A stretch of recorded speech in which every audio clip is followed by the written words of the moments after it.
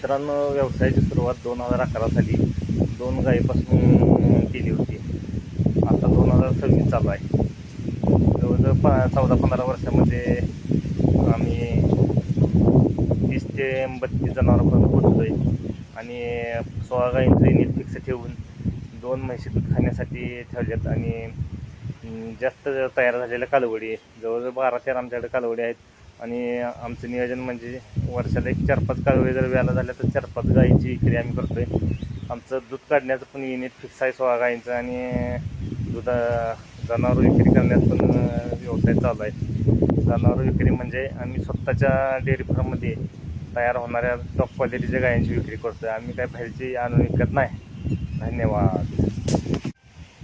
24 तासापैकी गायी आमच्या जास्तीत जास्त मुक्त गोठ्यातच असतात.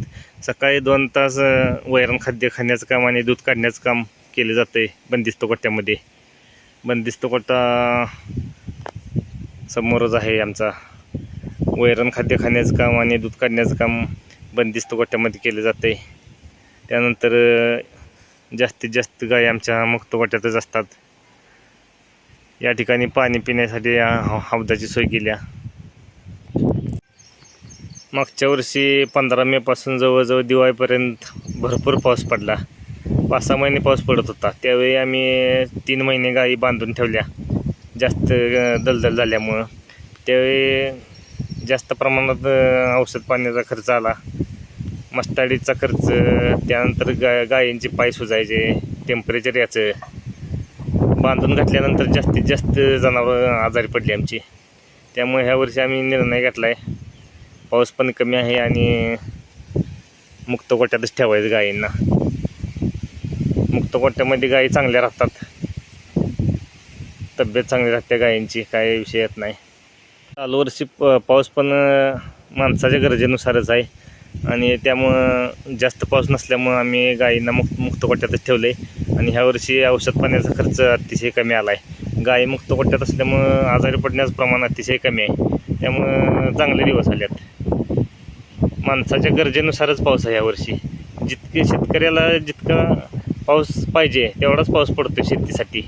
मागच्या वर्षी बिनकामाचा जास्त पाऊस पडून पूर परिस्थिती निर्माण झाली, माणसांचं हाल झालं, जनावरांचं हाल झालं.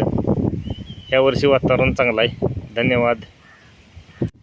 मित्रांनो, हे समोर दिसत असलेला बंदिस्त गोठा गिराव केलेला जो गोठा आहे, जे शेड आहे, त्या ठिकाणी 10 गायी. त्यानंतर दुसऱ्या टप्प्यात आम्ही 11 गायींचं युनिट त्याच्या पाठीमागं तयार केलं आहे. त्यानंतर तिसरा टप्पा म्हणजे कालवडींच्यासाठी युनिट केले. तसंच हा गोठा बंदिस्त गोठा, मुक्त गोठा. त्यानंतर आमचं गोडाऊन आहे. एवढं सगळं उभा करण्यासाठी आयुष्याची 14-15 वर्ष कष्ट केले. आणि 2 गायीपासून आता 30 ते 32 जनावरांच्यापर्यंत पोचलो आहे.